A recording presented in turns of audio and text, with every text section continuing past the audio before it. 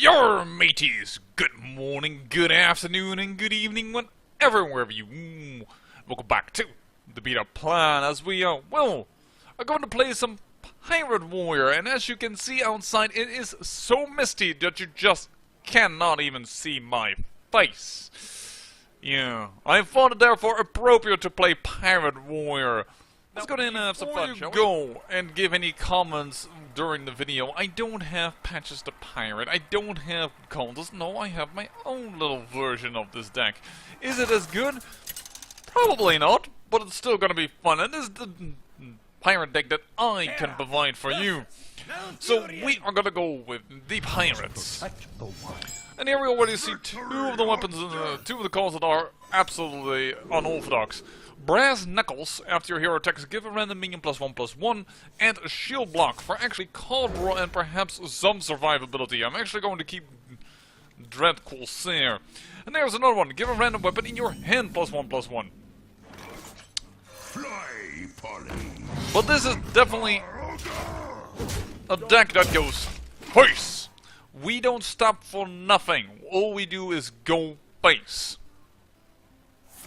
Don't expect any convoluted, complicated, big strategies. We go face. And yes, because I have a weapon, 3, 2, 2, 1.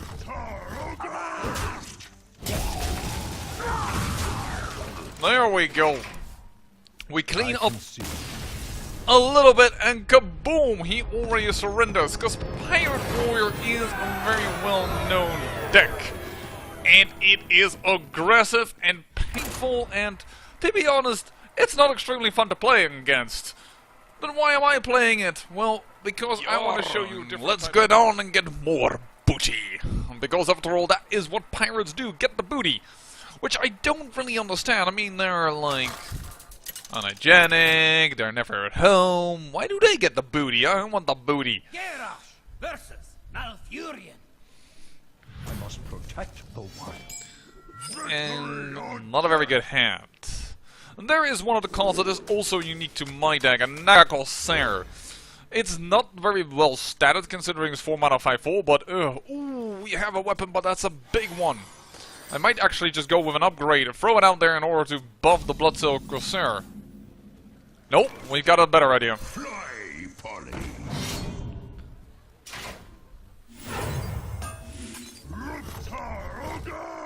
Bluetalk Onog! There we go.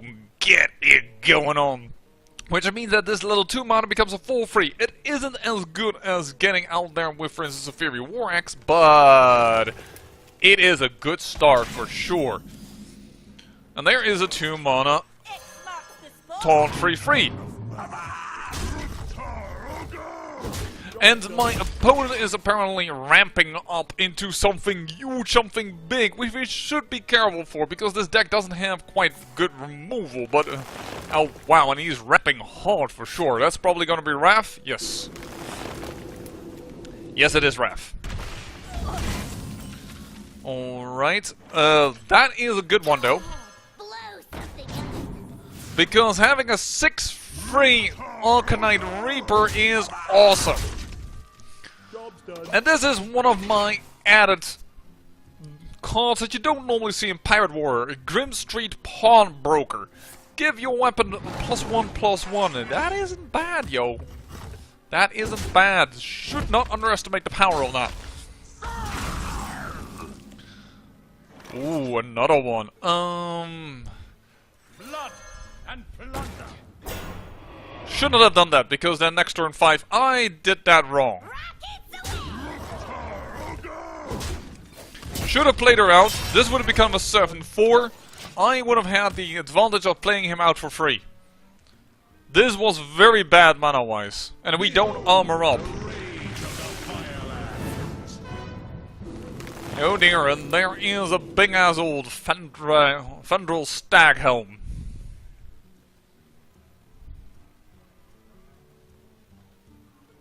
Having said that, we could use this on another weapon, should he, for instance, go with an Acidic Swamp Ooze or something like that. Because Fendrel is going to die. I find it too big of a threat to let live.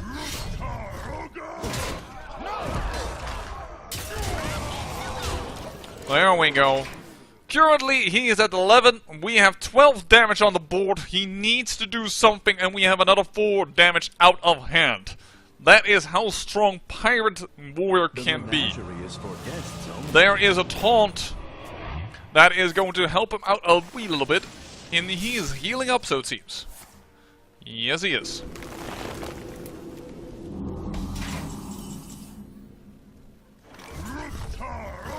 But thanks to our weapon upgrade, we are still killing things left and right.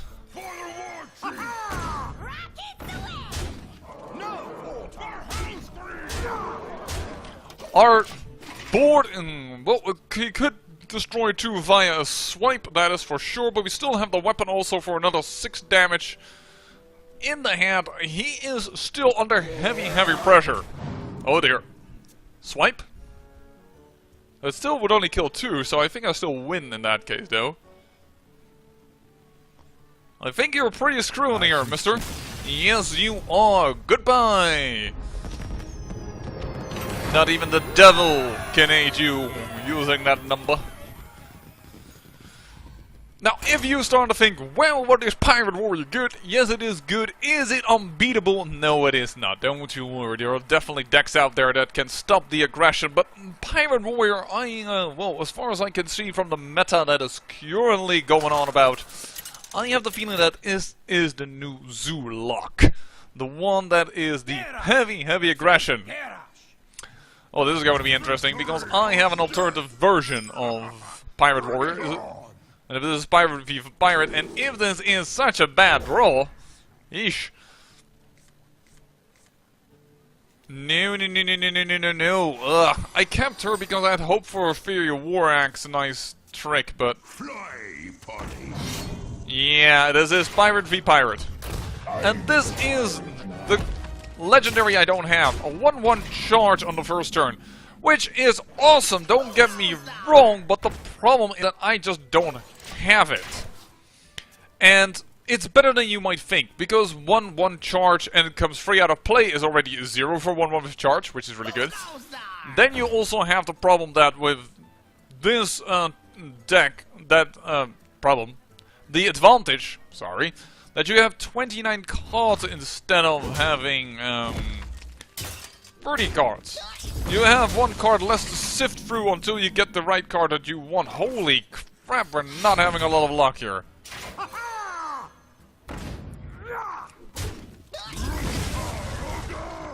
Alright, well, that is it. I have a 1-2, he is a 1-1, he is a 29, I'm at 26. Blood and plunder.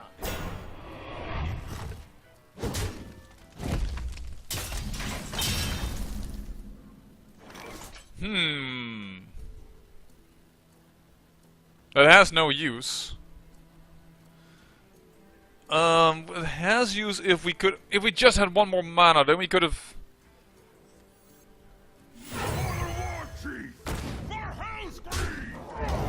Let's do it like this. It is annoying, but we still have a weapon in hand, and then we really want to use upgrade with that, and probably the Nagagosir.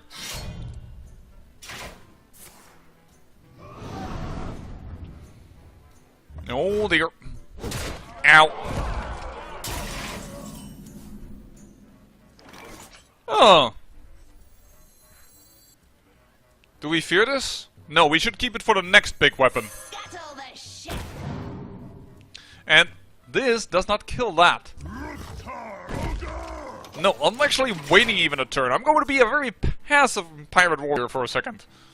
This might be a really dumb idea, but it might also be really awesome. Ooh, there is a problem.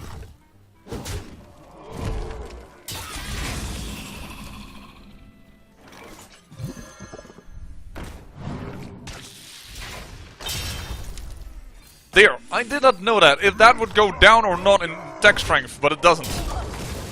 Alright. Still, I have the free 2, but I'm way lower on health. Oh, dang nabbit, and there comes the Arcanine Reaper.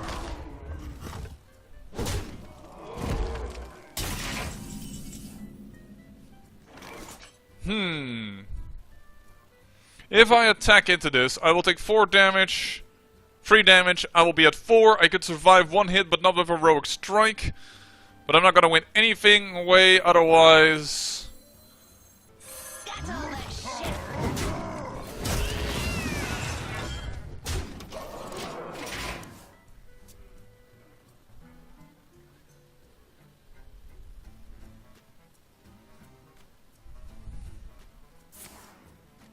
And there it is, the end of the game. Don't worry, loves. The cavalry's here. Oh well, too bad. Yeah, you won already. You don't really need to do that, but on the other hand, you just might have your fun.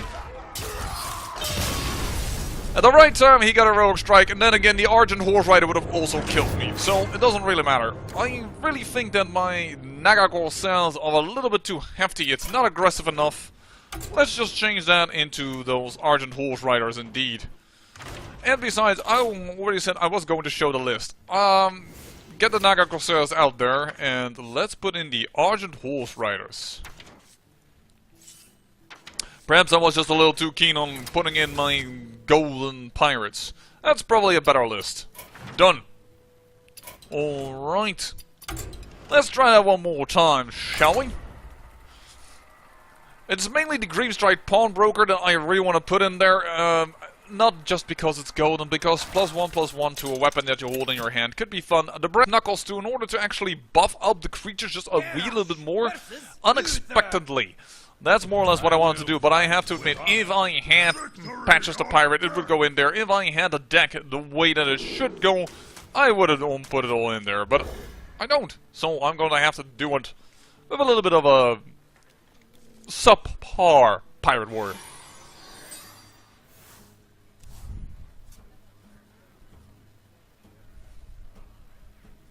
Happy Feast of Wintervale. Almost forgot. Happy Feast of Wintervale, champion. I was very impolite in the last few games.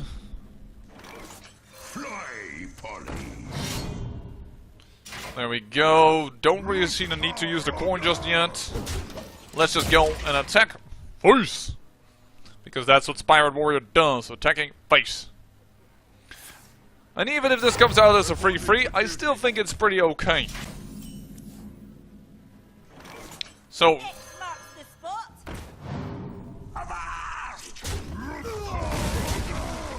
and you know what? As we have a turn 3, and we have a turn 4, and we have a turn 5, now we can coin it out, and let's go. Damage to its face. That is what Pirate Warrior is about. Follow the rules. Alright.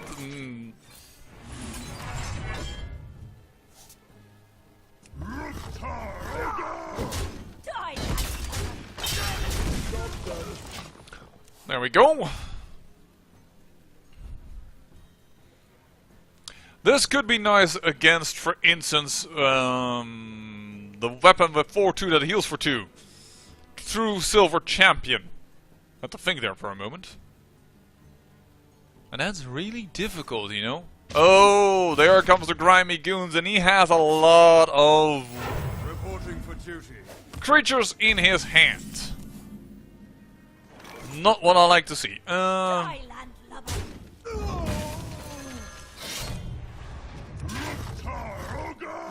I don't think that deck has a lot of healing, so we're gonna go face.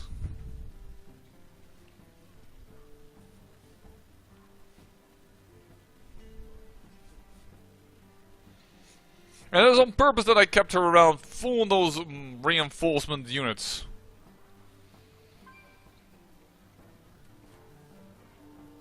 Let me think. Reporting for duty. Oh wow, he is really trying to get maximum value.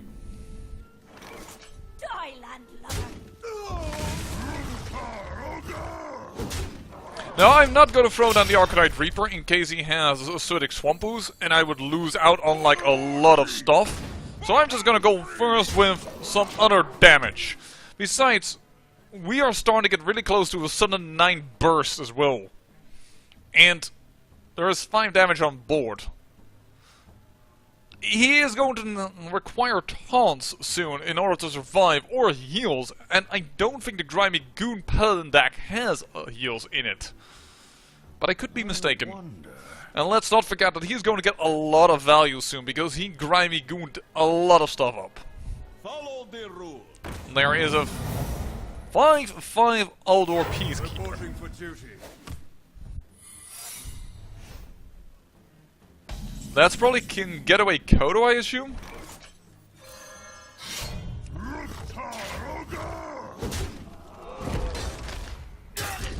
It wasn't.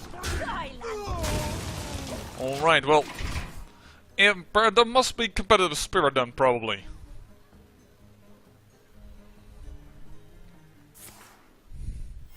Reporting for duty. None may steal our secrets. Alright. We need to go face, I say. 9.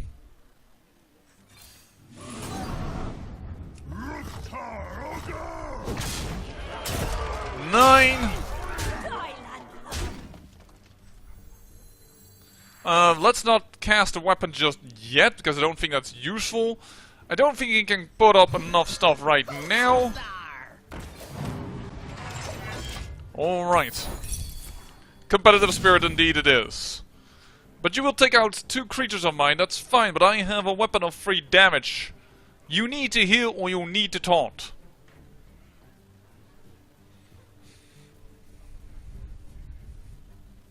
Don't worry, loves. The cavalry's here.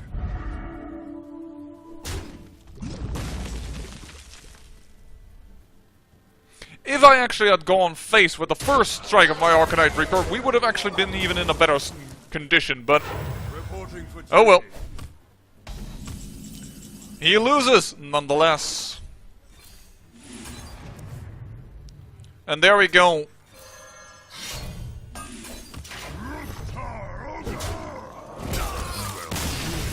And that is Pirate Warrior. A pirate beating the oh-so virtuous knight. Because dirty fighting is the way to survive. Well, and I've taught myself a little bit of a lesson. Naga Corsairs, although it's nice to get +1 to your weapon, they might actually even come too late. And that's also because you absolutely have, like, almost no card draw. I have the most card draw of any pirate deck by my knowledge because, well, I have Shield Block in it. Pirate decks normally don't even have Paint Speaker or what have you not. Well, I know it's a little bit of a short episode, but at least I hope you had some fun watching a new different type of deck, an alternative type of pirate deck, and perhaps, oh, wrong button, perhaps you actually might want to see if you can get a little bit of room, at least for that lovely Grime Street Pawnbroker, because I do think it might actually have a place within this deck. And once again, don't take this deck as the Pirate Warrior deck. I would happily take out, for instance, Brass Knuckles, but it is kind of fun, I think, to see if you can buff up the minions. And that way you can actually do a few things, but... well, I just realized, of course, you're going to have all the minions out. This is probably a bad idea. I'll see about it, but... I do think Grime Street Pawnbroker fits the deck, and I do think there is some... well, it does give you a lot of pace, fast-paced tempo games, and that could be your thing if you want to just quickly try to rank up, because this type of deck can get you quickly ranks. I'll say I thank you for watching, and remember, great peril yields great beauty.